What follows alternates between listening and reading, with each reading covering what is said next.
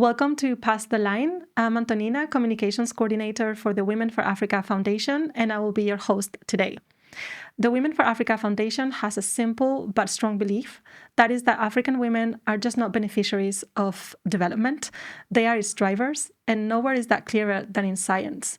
Since 2014, 190 African women scientists from 38 different countries have been granted fellowships in the best research institutions in Spain, from astronomy to mathematics to agriculture to public health, water, climate change.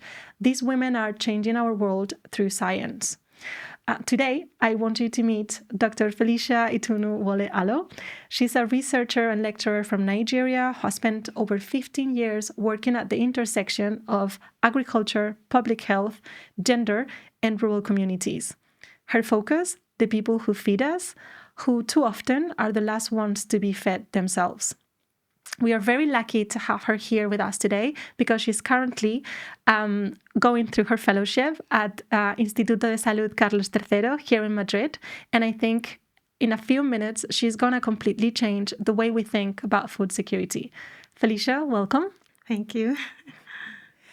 As I just said, you have over 15 years of experience working with rural farming communities. But before the teaching, before the titles, before the research, what first drew you to science? Was there a moment, a person, your brother? Yeah, for me, I would say it wasn't a single moment that put me into science. I would say it was a journey that started with many small experiences that stayed with me up to this very moment. I remember when I was in primary school, my late dad then was the headmaster of the primary school I attended, and he had a very big cocoa plantation and cocoa nursery. And, it became a kind of ritual for all the children to follow him to the cocoa nursery very early in the morning before we go to school. And I remember each time I get to the cocoa nursery venue, I feel the fresh air, the quietness, the calmness, and the lusciousness of the seedlings. It gave me a kind of joy then that made me, went into agriculture. And the funniest thing then was that there was this river, a stream very close to the nursery where we had to fetch water from with our watering can. And I remember then being the last baby of the house. Then I wasn't spared.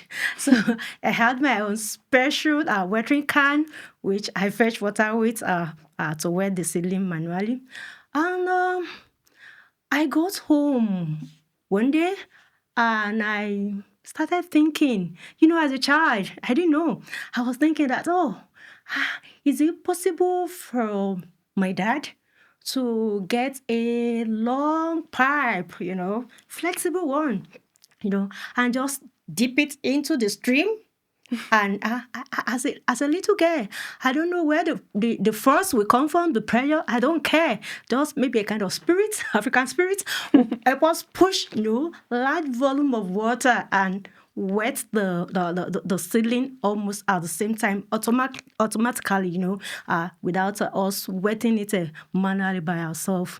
And when I became an agricultural extension agent, and I started having a relationship with the farmer, and I realized that what I experienced then as a child was not just unique to my family. It was a kind of reflection of everyday activity that the people have to go through, everything, manual labor, using the limited resources and, all the rest. And later on, my childhood memories, that memory now connected with my professional experience. And I realized that science was not a distance. It wasn't a distance. It wasn't abstract. It's something we live with, every day. Yeah. Yeah, Because you were linking it to lack of infrastructure. Yeah, it's something we lived with every day, our everyday dignity, our survival, our resilience on the farm. So for me, it wasn't a single moment that put me into science. It was not just a curiosity. I felt that okay, the responsibility is now on me, the onus is on me now as an agricultural extension agent. To close the lacuna. The gap. To bridge the gap between knowledge, innovation, and the end user, which are our farmers. So you have a very pragmatic approach when it comes to science. And I think you teach, you do research, you write papers for journals, and you also go in the field with the farmers. And those are two very, like, academia and farming are two very different worlds. But do you think that being in the field with the farmers makes you a better scientist? Yes. It's for me, it wasn't something that was planned as a structured academic path right from the beginning. It evolved as a result of my experience in the field. Being on the field, I would say it keeps me grounded. It keeps me grounded.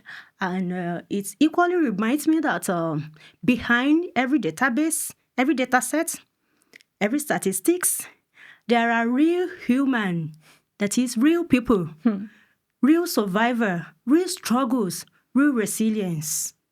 And it also pushes me to ask a better question as a researcher, because I don't work from abstraction, I work with real people.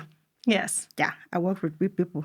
Then I would say research helps me to give structure and meaning to what I see, to what I observe in the field. And it equally moves me from the individual story to a broader story. So I would say, yes, being on the field definitely makes me a better scientist, because it helps me to keep my work relevant, human-centered, and accountable for those that it is meant to serve. So when you think about your area of research, what do you think is lost when scientists are not in touch with communities? Because as you said, you're very pragmatic and your research is very practical, as in you know what people need and you know that you humanize that data, but you also take those real people's stories and you can translate it into data that can become policies and recommendations. But what do you think is lost when scientists, for example, in your area, are not at all connected to like communities? Yeah, when scientists are not connected to the community, we lose a lot, because for as an extension agent, we visit the research organization, we have training there, and from there we get new things, innovation, that we bring back to the farmers. For example, bringing back a new variety of cassava, maize that can grow, even cocoa varieties that can grow within 3 years. So if scientists are not in touch with the farmers, we lose a lot. I see. Your research is about food security. Yeah. And that is a concept that I think sometimes we don't truly understand. I mean, when people think, I'm going to say when I think about food security, many times I kind of go to calories or like to having enough to eat. But your research shows that it's far more complex than that. So can you, in simple terms, explain what food security is? Yeah, when you talk about food security, people often think that food security is all about having enough calories, quantity of food that you have to eat. But it's actually complex. It's actually complex, because when you talk about food security, you're talking about having access to quality food. It's not about the quantity now, but the quality. Not the quality alone, the food must be safe. It must be nutritious. It's quality. It must be quality. It must be safe. It must be nutritious and something that you can afford. Affordability, something that you can afford. And food security is also talking about ability of your body, to make use of whatever you eat to benefit from whatever whatever food you are taking in. So food security is not about the quantity, the calories. It's about quality and nutrition. And now from what you said, I kind of get that it's a more holistic approach nowadays to food security than maybe 20 or 30 years ago. But like when it comes to, can you give me either a piece of data, a number, anything, any information that you think can help our listeners understand what food security or the state of food security in Nigeria now? That piece of information that never makes the headlines, but that could really help us understand the state of food security in Nigeria now. Yeah, the state of food security in Nigeria is alarming, because most of the time, especially in the rural areas, farmers, they produce these crops, but they don't actually eat the best. I see. Yeah. They prefer to sell the good ones. I've been on the field for years, and I witness it. It's practical. When you see them on the farm, after harvesting, they separate the good ones from the bad ones. The good ones are going into the markets, while the bad ones are being consumed by the farmers. So you're telling me that the people who feed us are actually the people who eat the poorest? Yeah, they do. But as an extension agent, we do give them training, a kind of talk on nutrition, education. We teach them on how to do a combination of the right kind of food to eat. And we also encourage them not to eat the bad ones, because they are the one producing it. They should eat the best. Yeah. So, for example, I think we were talking about it before, but I was asking you, what is the dependency rate now when it comes to food in Nigeria? Is Nigeria a country that is very dependent on importing goods for its own nutrition, or are you a country that is quite independent when it comes to food security? Yeah, for now, I would say the country is doing great in that aspect now, because I remember some years ago when we rely mostly on imported rice, and they have to stop rice importation. We were like, why would the government do that? It's not going to come easy like that. But it encouraged the farmers to produce more, And when I was small, we eat rice, and the rice that are full with stones. And each time we eat the rice and you break stone with it, we'll be like, oh God. So we have a name for those local rice before. We call it in Yoruba language, oh God rice. But now I can tell you, I can beat my chest that now we have local rice that are refined, that you even think they are imported rice. Good. And I think I asked you before we start recording, rice is a crop that requires a lot of water. So how does the country manage that?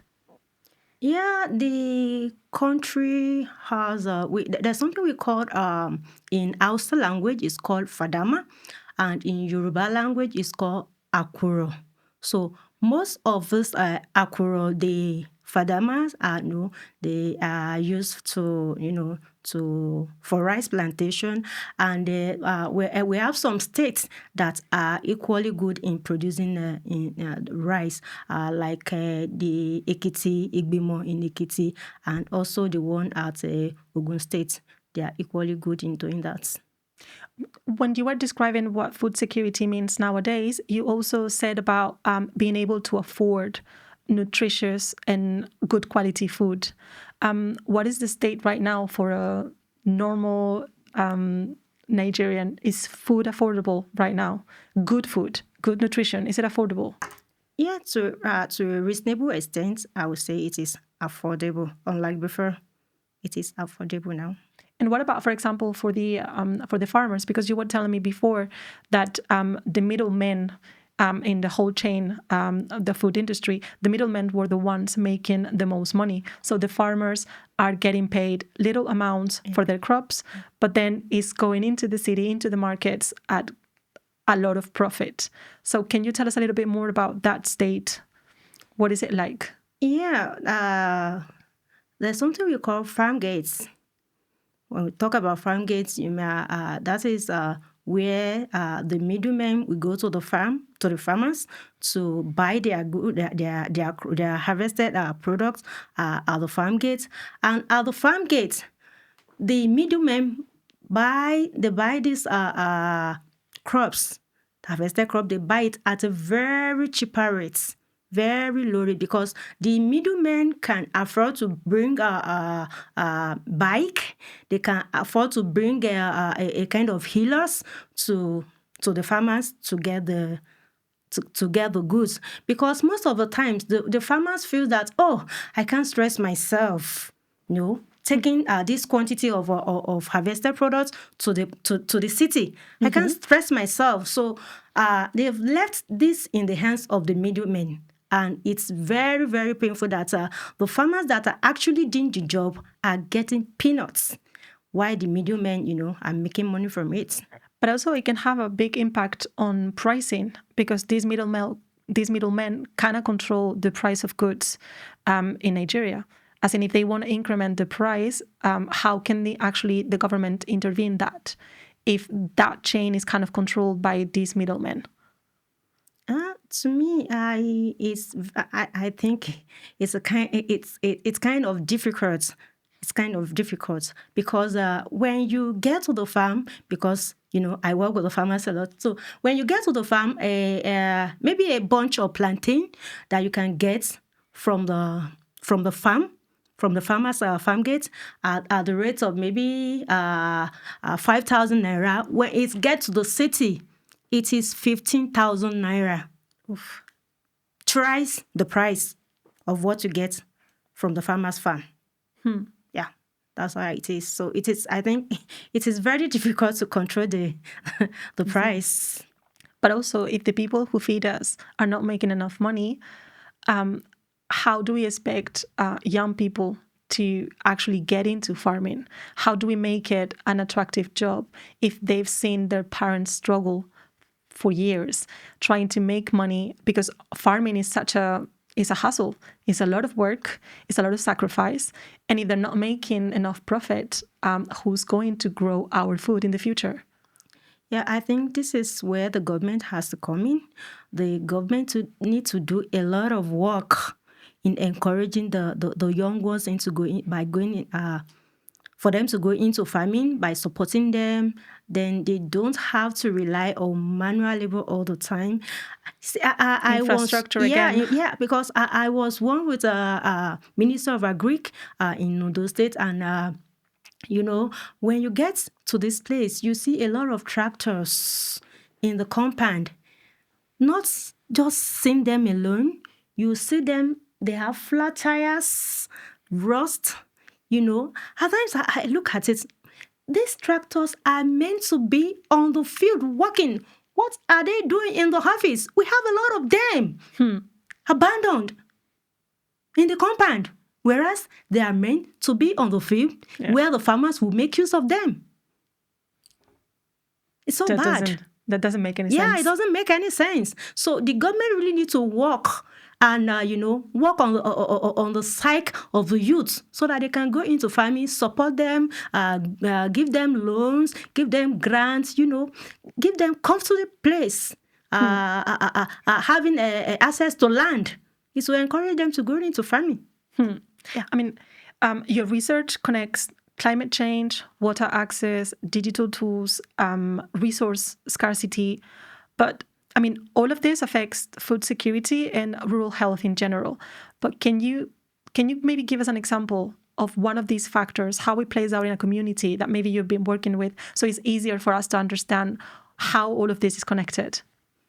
Yeah, a clear example comes from a community I worked with then when I was the agricultural extension officer at Ondo East local government of Ondo State, Nigeria.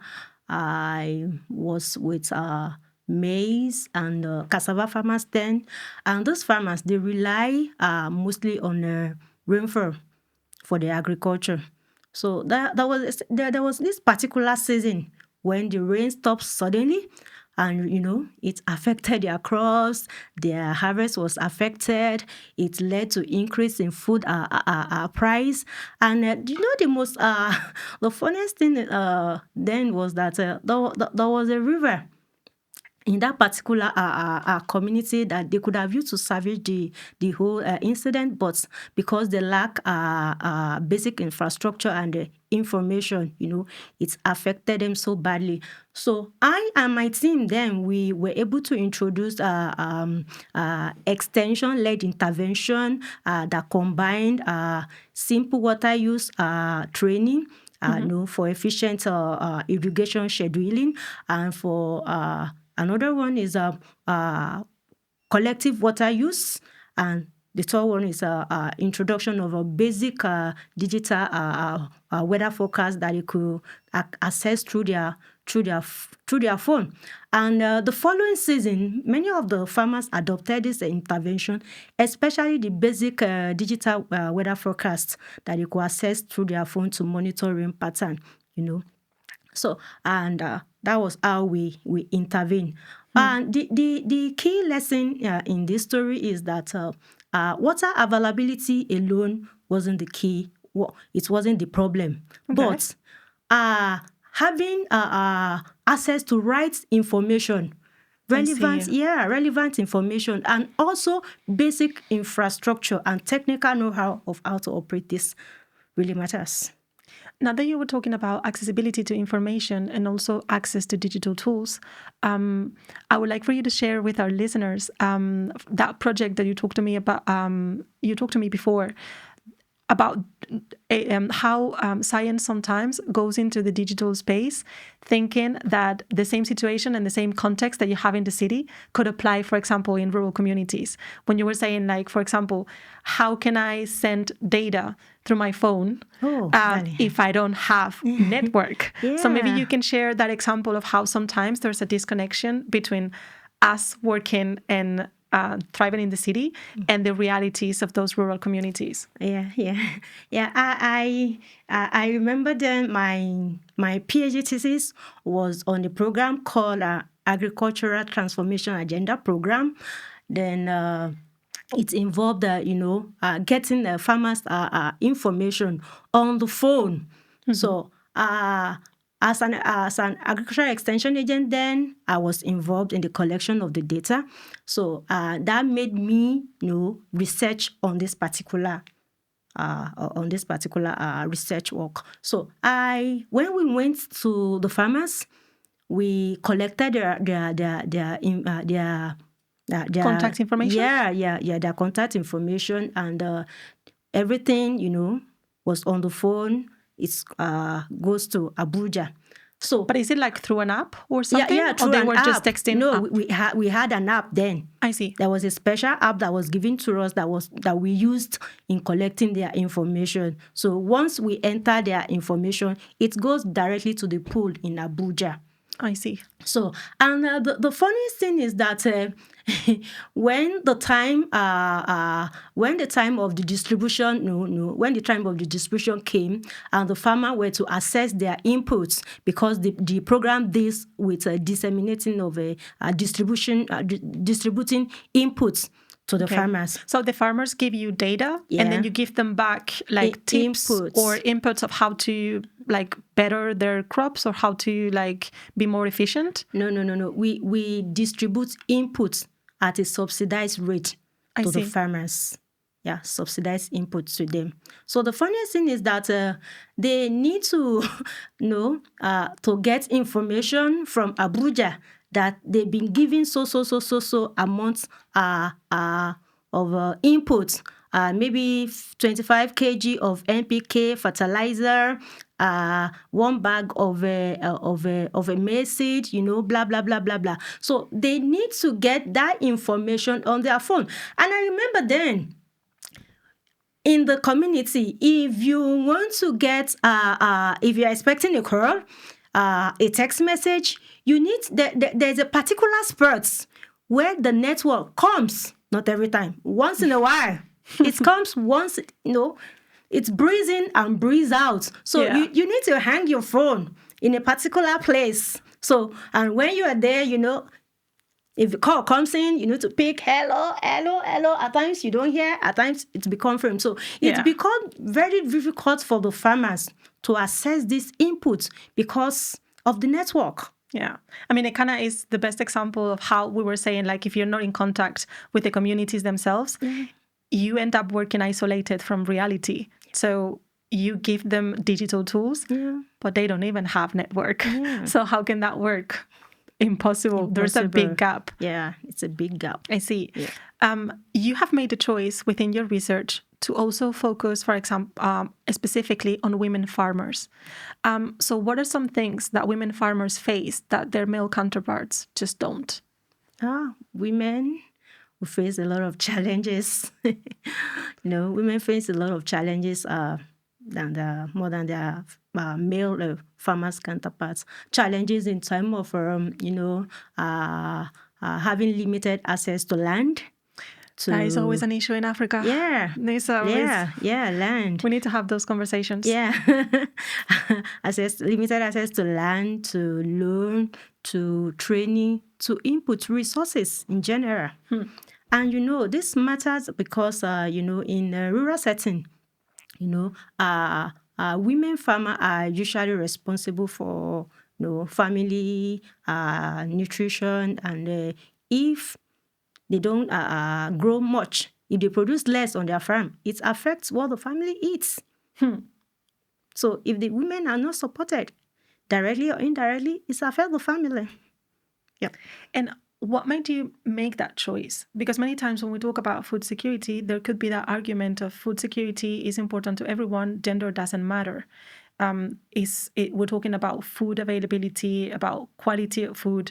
So what is your argument to defend that it is important to apply a gender perspective when it comes to food security? When we talk about gender and food security, Yoruba will say, "Obìnrin ni iyọ̀ ayé." Women are the salt of the world. So we need to really encourage women to go into farming because in agriculture, most times women they help, especially in the processing. Yeah, they help in the processing a lot. So they need to be encouraged to to do that by giving them grants, loan, resources, giving them access. Yeah, access, just to encourage them. Okay. We talk a lot about global health as a concept, and the word global being like key here. But is the knowledge and the information flowing in both directions? Is Africa also influencing Europe as much as the other way around? To me, I would say, well, knowledge. Your face said it all. I would say that knowledge is flowing, but the flow is not equal. Yeah, in both directions, the flow is not equal. As we all know that most of the ideas, the concepts, comes from Europe and other high-income countries to Africa. But however, Africa, on the other hand, we also produce valuable local knowledge, especially in the area of farming, climate adaptation, and community health. But it is not globally recognized. Very painful. It is not globally recognized. So I would say knowledge is flowing. Where there is two-way, I would say there's a two-way learning, but the flow is imbalanced. What is something, for example, that African science knows about food, health, and community that Europe doesn't know yet? Yeah, I would say that African researchers, they are smart, they are brilliant, they are intelligent, they are skillful, and most time they develop a practical, low-cost, resilient solutions on using limited resources. Yeah, limited resources. Just like I said before, in the area of farming, agriculture, community health. So to me, We do. Africa has a lot to teach. Yeah, we on have how a to do lot. a lot with very little. Yeah. Especially. Okay, I want us to touch a little bit about the Science by Women program. Since you are a fellow and you're currently at the Carlos III Health Institute, how did you first hear about the program and what made you apply? Wow. I heard about the program through a colleague of mine, a friend, now a sister, in person of Dr. Musumola Lydia Adeleke in the Department of Fisheries and Aquaculture Technology from the Federal University of Technology, Nigeria. And, I applied because it's matched my area of interest in agriculture, health, and nutrition, food security, And I'm happy, I'm glad I'm being given the opportunity to carry out my research work at Instituto de Salud Carlos III in Madrid. I'm grateful. Gracias. What is your research here about? In simple terms, because sometimes it's difficult to understand exactly what you're doing in research. But can you maybe explain briefly what is exactly that you're doing here? Yeah, I'm working on agriculture, food security, and health. Because to me, I see these issues as a single framework rather than separating them. Yeah, because they are connected. Because for me, there's no way you think about addressing food production without thinking about who will produce it, who will eat it, who has access to resources. So with time, being on the field, I realized that this shouldn't be separated at all. It should be seen as a single framework rather than different. Like isolated things, like, because they're all kind of related. Yeah, There's related. this argument that agriculture should be treated as a social determinant of health, just like housing or education. Do you agree with it? Yeah. Yes, I agree that agriculture should be treated as a social determinant of health. This is because it directly influences what people will eat, their income, and overall well-being of the rural people. And if Nigeria should adopt this view, it will bring a kind of collaboration, a kind of linkage, connection. There will be synergy between disciplines. there will be synergy between agricultural sector and the health sector. This is because it will help the government to shift attention kind of from just increasing food production to improving. Yeah. Which is not the same thing. Yeah, to improving food security and nutrition. And also it will help the extension services also to focus more on healthy diets. Yeah. So to me, it will lead to a kind of maybe integrated system where agriculture will not just be seen as just food production, but as a key driver, to public health and overall well-being of the rural people. I see. I'm going to circle back to the program, to Science by Women. What do you think about a program that like Science by Women that allows you to come here and do a 6 months research stay in one of the best research institutions of the country? What do you think about a program that is focused on promoting the leadership in the scientific world, specifically of African women scientists? But I'm happy this question is coming up because, as an academia, and once you are married, you start bearing children, rearing children. It's become a kind of a difficult a thing for you to get opportunity.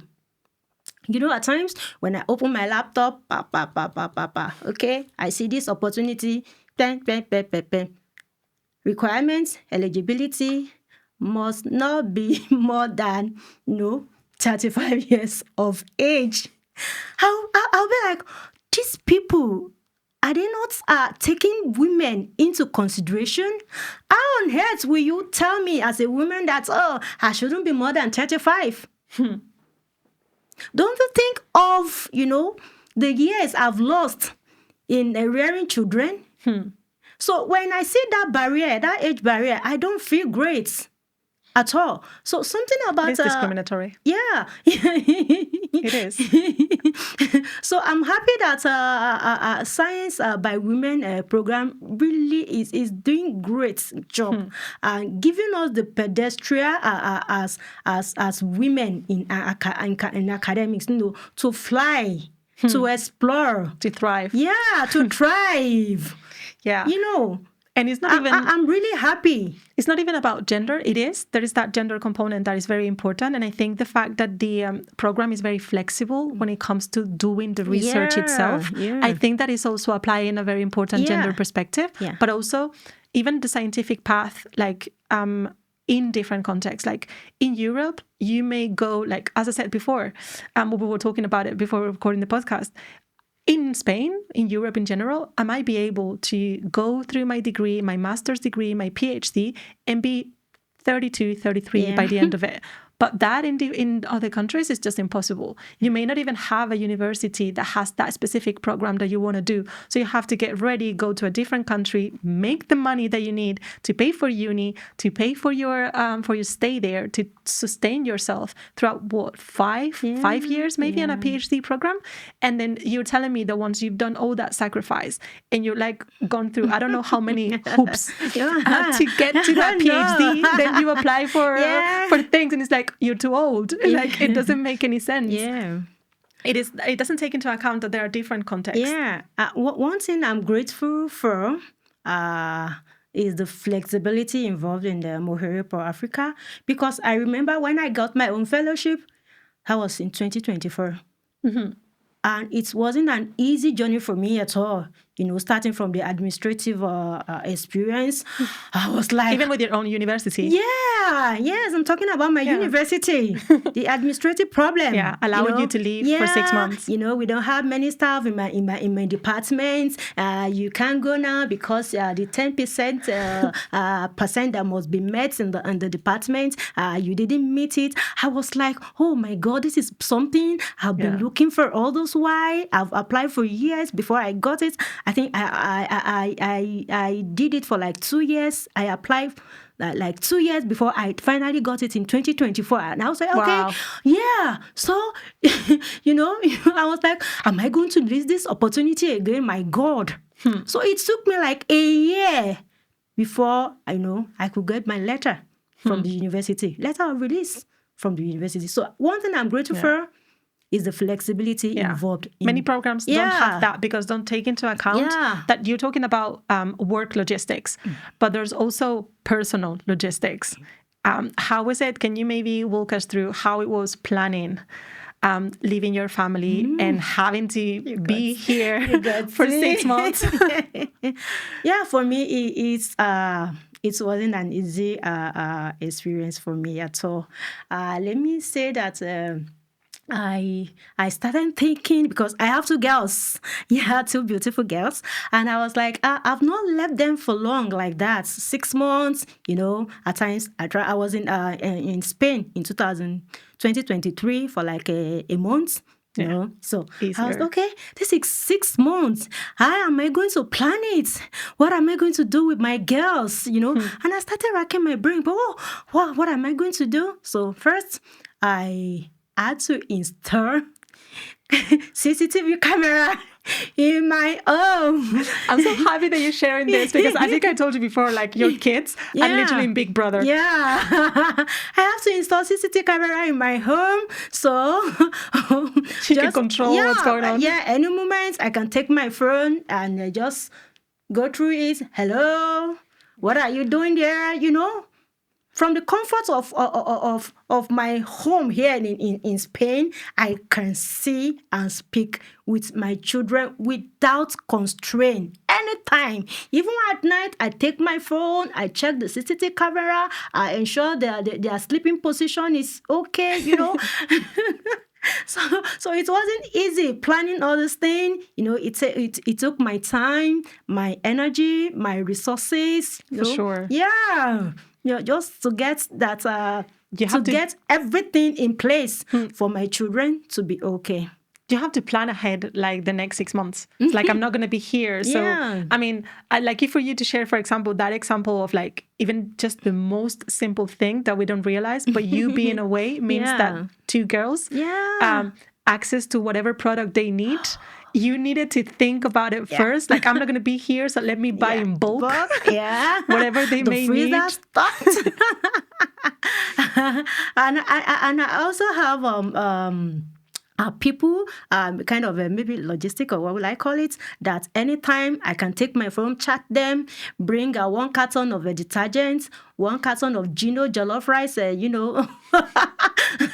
can you please pack everything, give me the total price, I'll send the money, they'll deliver to my house.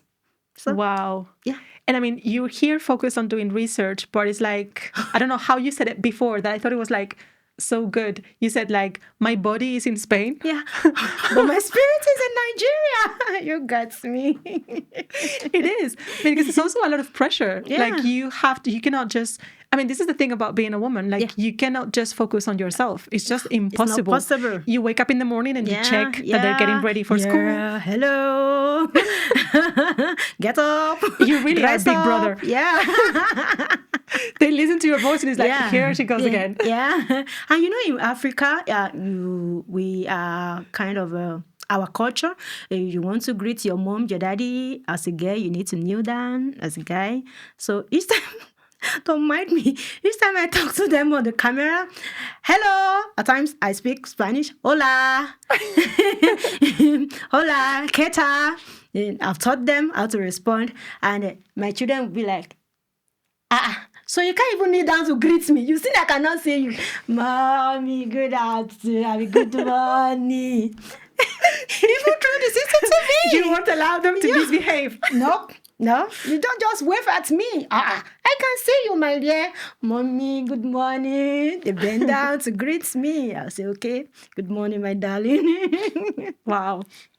And even though it's a lot of logistics and a lot of like work that you needed to prep ahead, you still had the opportunity to go, because many women wouldn't even fathom going away for 6 months and leaving their children with their husband, to be honest. Yeah. That is a fact. And it's not even your case. You are kind of able to do whatever you need because you do have a supporting husband. Yeah. And that is not the case for many women. So that does have a big impact in women like getting to positions of leadership. So that's why I think programs like Science by Women are so important. They don't look like it, but they also promote diversity in science, and they promote cooperation between Africa and Europe, which we think, and I think the program strongly believes in cooperation making better science, diversity, making diverse teams making better science. Yeah. So what is your opinion on it? Like, what is the stage of cooperation between Europe and Africa? Because, or maybe what does it need to thrive other than funding and good intentions? Yeah. For cooperation to exist between Europe and Africa, I think it needs to be based on the equality, on the trust, and the shared ownership of knowledge. And when we look at it from the Europe side, it means going beyond the donor-recipient mindsets, to a mindset of equality. Yeah, going from vertical to horizontal. Yeah, equality, trust, and shared ownership of knowledge, and also most importantly, proper recognition of African researcher in maybe in leadership role. Yes. Yeah, they must be properly recognized. Yeah. Because sometimes it seems like when it comes to scientific cooperation, sometimes it can feel like you're doing you a favor, as if you don't have something to enrich the way they work. Yeah, that's it. Because, I mean, you are now at the Carlos III Health Institute, which is an awesome opportunity for you, but it's also a very good opportunity for them to have you there, to learn from you as you learn also from them. And I think that is why the Carlos III Health Institute is one of the best partners for Science by Women, because they were always so excited to get African scientists and to actually learn from you and kind of, work and get like that diverse science going. How was it like your first week in Spain? Like, not just only professionally, but I mean, we're talking about a new city, a new institution, maybe a new way of working. Because, in Nigeria, maybe it was a different setting, and it's also a different vibe when you're working. So how was your experience like? Yeah, my experience in Madrid, let me say, is exciting, and at the same time is challenging, both professionally and personally. I would say professionally. Let me start from the professional aspect. Professionally, it means adjusting to a new place, a more structured and research-driven environments where I meet with a new researcher from different disciplines, and also it has also helped me, or let me say it has exposed me to a new way of thinking about global health and also research collaboration. And personally for me, I would say it meant adjusting to a new continent. Yeah. I like the fact you said not a new country, a new continent. A new continent, a new country, new people, and new culture, new language. Hablas English. Hablas English means, do you speak English? So my first month was like, it was not that interesting. I was like, oh, if I'm given the opportunity to go back to Nigeria right away, I'm going back home. Because of the language. Yeah, adjusting is not easy. Yeah, it's not easy, because at times the first months, when I miss my train, I miss my bus, and I'm looking for direction, and I go to you, please, hablas Ignis. No. You felt a little isolated. Yeah, even the one that would tell you he or she speak English, say, poquito, little. I'll be like, oh my God. So later, I had to download translator, which helped me a lot. But now, will I be going back to Nigeria? Keep it a secret. I mean, if your husband listens to this, he's not going to be happy. No. We have to edit that part. He's not going to be happy and be like, you're going back home. Yeah. He's counting days for me. I mean, the idea of this podcast is about highlighting how women are reshaping our world through science. What does that mean to you? Yeah. Women reshaping our world. Yeah, to me, it means maybe using science to create a real change, or changes in people's life. Real changes in people's life. And especially when it comes to the area of, empowering women. When you empower them to lead a solution, maybe projects, a kind of project that can bring solution to what people are facing about, food insecurity. It's wow. I'm sure, or I want to think that is the case. Yeah. I'm sure there's a girl somewhere listening to this conversation and probably listening to you. She's like remembering how much she loves science. Yeah. What would you tell her? Yeah. Science. Yeah, before the podcast, I told you about my story of how I went into science. My brother pushed me into science, and today I did not regret it. In fact, I'm so happy. So for any girl child out there that want to go into science, believe in yourself. Don't allow anybody to discourage you. Believe that you can do it. And really, you can do it. You can do it. So science, it's a very good course to do. Yeah. Okay. I think we're done. But honestly, one last question. Well. Is there anything that nobody ever asks you about food security or about your research that you would like for someone to ask you? Like any piece of information that you're dying to get out there and nobody ever asks you that? Yeah. Let me think. I would say maybe people can ask me that what does success mean to a community? Okay. What does success mean to a community?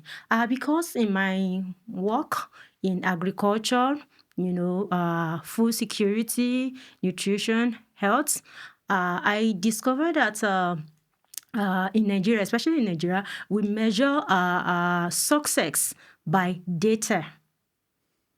Like maybe your yield, your data level, your yield level rather, your nutrition level.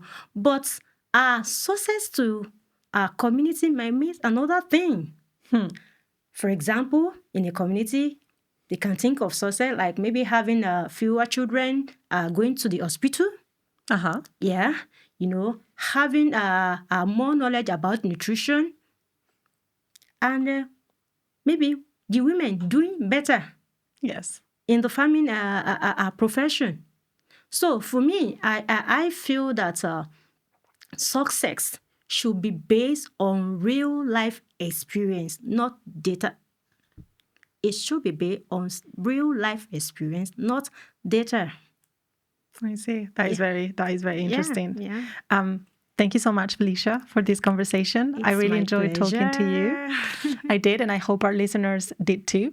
Yeah. And I'm going to take this opportunity to say that if you're an African woman scientist, you can apply for the last edition of Science by Women program. You have until the end of the month. So thank you so much again, and we'll see you next time. Hello, everyone. My name is Dr. Wole Alo Felicia Itunnu. I'm from Federal University of Technology, Accra, Nigeria. And I'm currently in Spain having my postdoctoral fellowship at the Institute de Carlos Salud III, and which is being sponsored by Mohere for Africa Science by Women. And I want to encourage you all to please, if you are a woman out there, to apply for the 12th edition of Science by Women program. It's still open now, to the end of June. Please hurry, and apply. Don't miss the opportunity because I'm enjoying myself here. I'm learning both as a researcher and individually. I'm meeting new people, making new connections. Please join me very soon in Spain. See you.